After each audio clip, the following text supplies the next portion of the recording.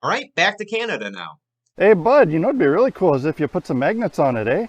On his channel Black Magic Craft, Jeremy shows you the tools, materials, and tricks that he uses to make terrain for tabletop RPGs and war games. With just a hot glue gun, some acrylic paint, and pink XPS foam insulation paneling, This foam is extruded polystyrene. This stuff carves beautifully.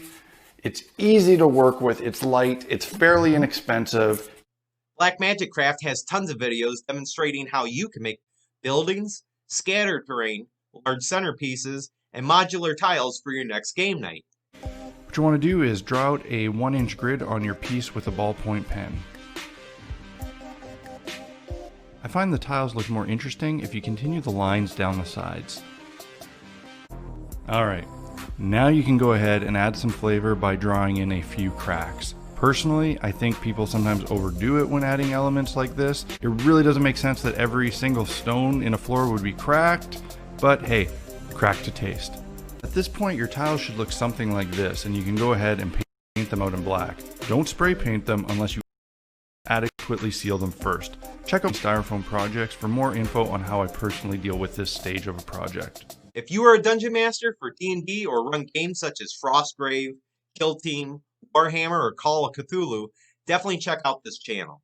Interesting to note, Jeremy is the #1 tabletop-related crafter on YouTube, and many terrain builders, such as myself, utilize his formula of Mod Podge and black acrylic paint to get extra longevity and rigidness out of their tabletop crafts. Today, I am going to be talking to you about my Black Magic Craft base coat.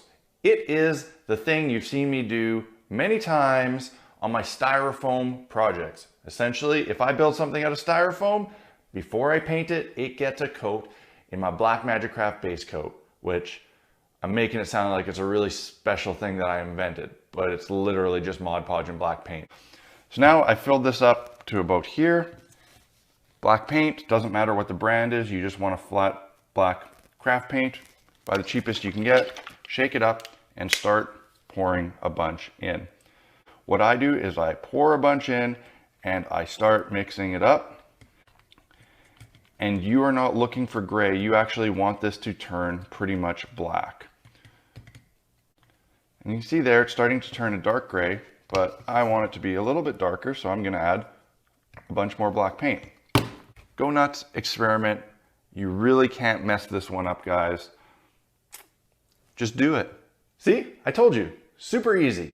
I know that Black Magic Craft has taken my game nights that I run for my own group to a whole new level. It's one thing to build a bunch of cool stuff for your tabletop game. It's a different thing entirely to effectively use it. And this type of setup and terrain placement you don't do during breaks. You actually do it while you're playing. And this takes a little bit of practice. So if you happen to be a fan of either crafting channels or tabletop role playing, go ahead and check out Black Magic Craft